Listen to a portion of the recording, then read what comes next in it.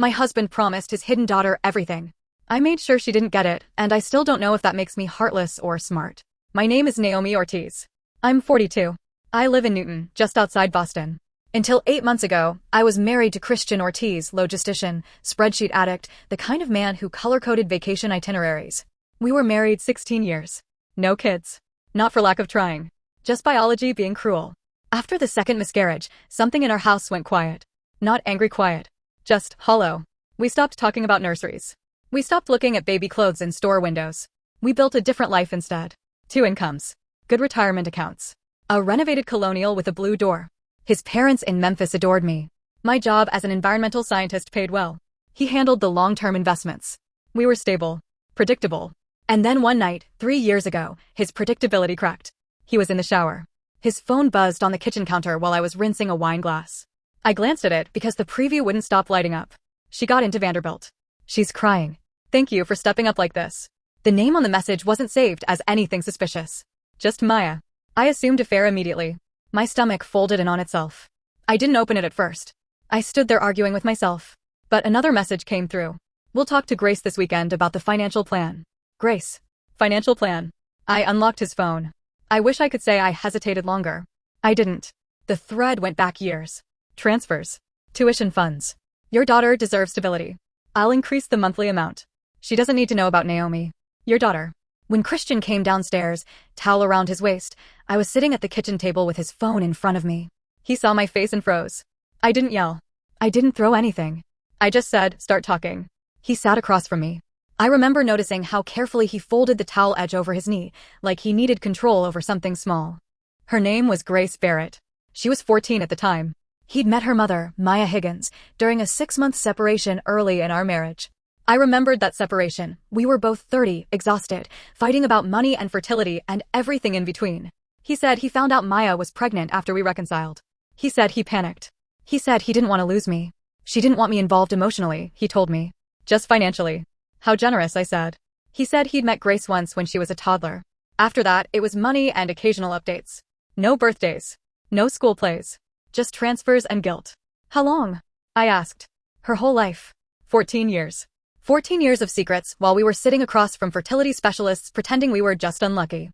I asked why he didn't tell me. He said, because you would have left. He was right. Here's the part people judge me for. I didn't leave. I also didn't forgive him. Something colder took over. Cleaner. I went into assessment mode. Over the next few months, I asked practical questions. Calm voice. Measured tone. Is your name on her birth certificate? No. Any formal child support order? No. Just private transfers. Do you have a will that includes her? Silence. 8 months later, he updated his will. He said it was routine. We're getting older, Naomi. It's responsible. I asked to see it. He hesitated for half a second too long. 70% of his individual assets were designated to Grace. Retirement accounts. Brokerage funds. The life insurance policy. The house would remain mine because both our names were on the deed, but everything liquid that he controlled leaned heavily toward her. I stared at the numbers. Years of dual income. Shared sacrifices. Shared renovations. She's my daughter, he said quietly. She deserves security. I'm your wife, I replied. You'll be fine. That sentence rewired something inside me. You'll be fine. As if I was a backup plan. As if my stability was a given. As if the years I carried us emotionally meant less because I didn't share his DNA. I didn't scream. I scheduled a meeting with an estate paralegal downtown. I didn't go in saying I wanted revenge. I went in saying I wanted clarity. What happens if my husband dies before me? What protections exist? What rights do I actually have? The answers were sobering. So I adjusted. I increased contributions to my personal retirement accounts. I diversified shared savings under the guise of risk management. I pushed to refinance the house to ensure survivorship clauses were airtight. Christian trusted me. That's the ugly part. He trusted that I was acting in our shared interest. In reality, I was making sure I wouldn't be left standing in a half-empty house funded by guilt. Then last October, he complained of a splitting headache. By morning, he was on the kitchen floor. Aneurysm. Massive. No warning. At Massachusetts General, the cardiologist, Dr. Bennett, spoke softly, but the words were final. I identified his body that evening. The funeral was held in Brookline. Cold wind, gray sky, too many casseroles. That's when I met Grace. She walked up to me after the service. Tall. Same dark eyes as Christian. Same nervous habit of rubbing her thumb against her palm. I guess that makes you my stepmom, she said. There was no hostility.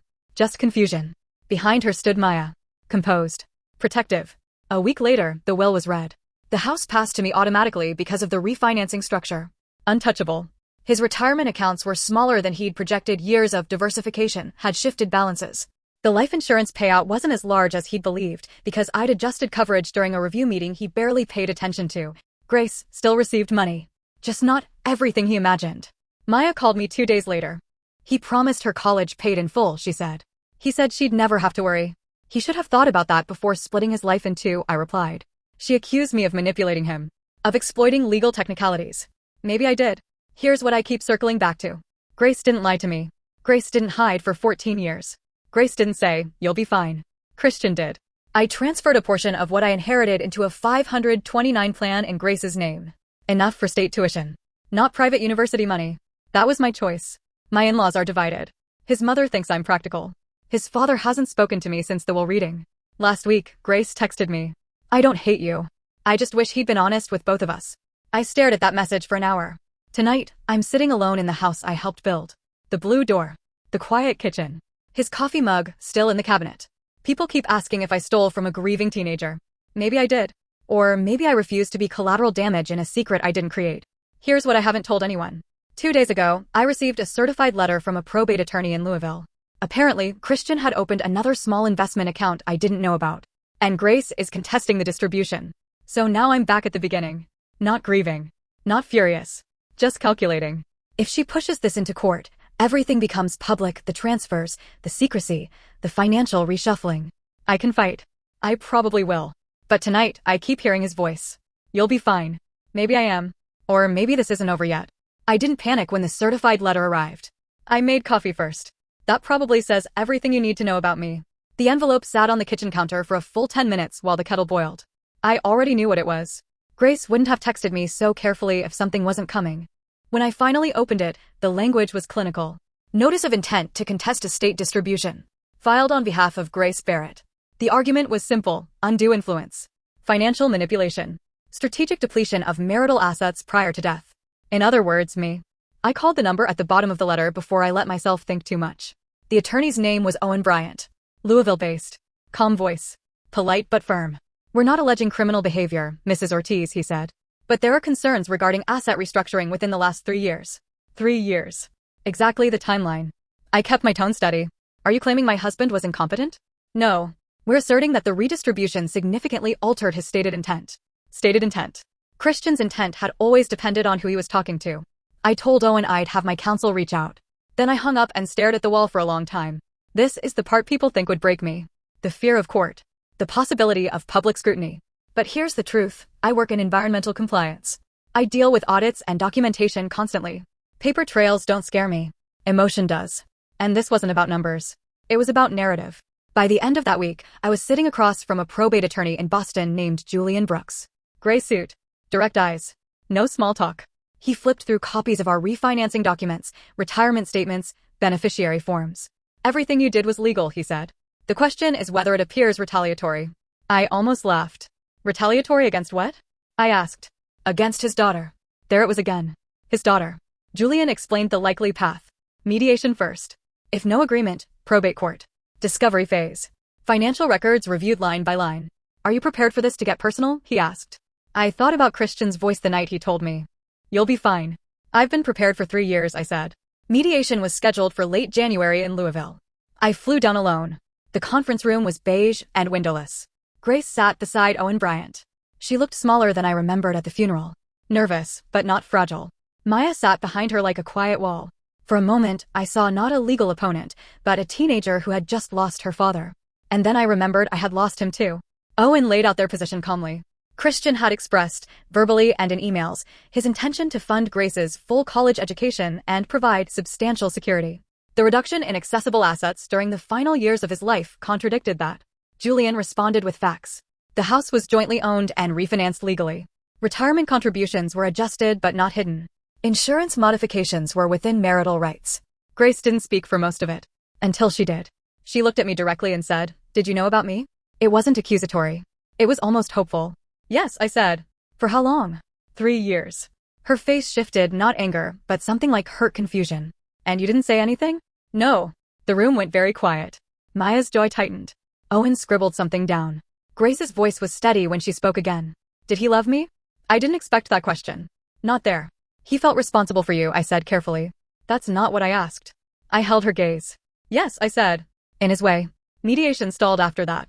They wanted a larger portion of the brokerage account and a direct tuition commitment beyond what I'd already placed in the 529 plan.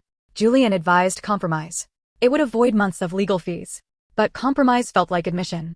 And here's the truth I haven't said out loud until now. Part of me didn't want this to end cleanly. Because if we settled quietly, Christian's secret stayed tidy. Manageable. Forgivable. If it went to court, everything surfaced. The 14 years. The separation. The transfers labeled as consulting reimbursements.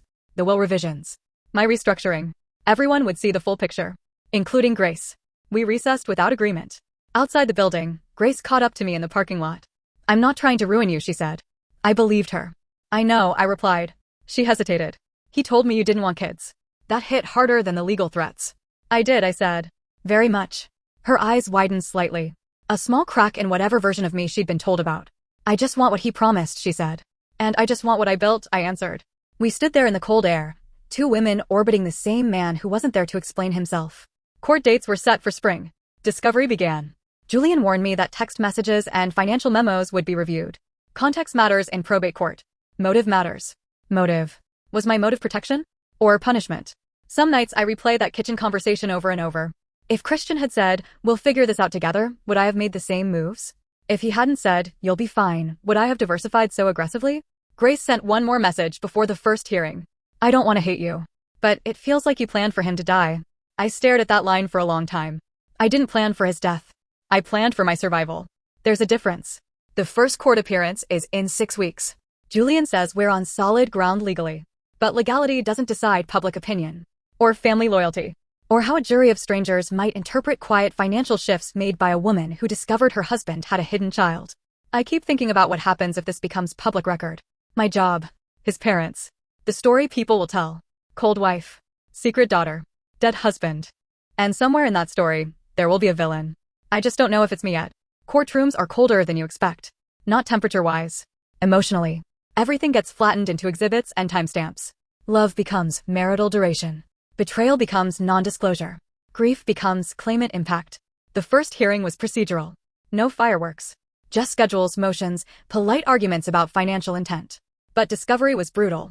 Every transfer Christian made to Maya over 14 years was printed and highlighted. The early ones were small.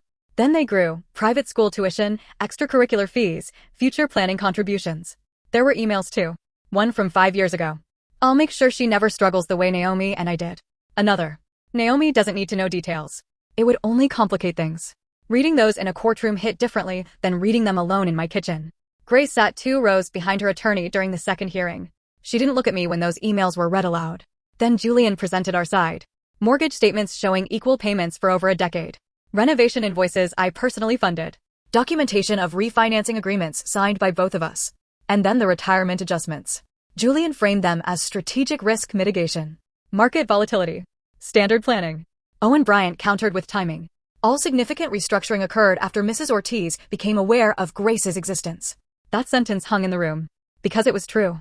The judge didn't react. Just took notes. During a recess, I stepped into the hallway to breathe. Grace followed me again. She wasn't angry. She was exhausted. Why didn't you leave him? She asked quietly. The question caught me off guard.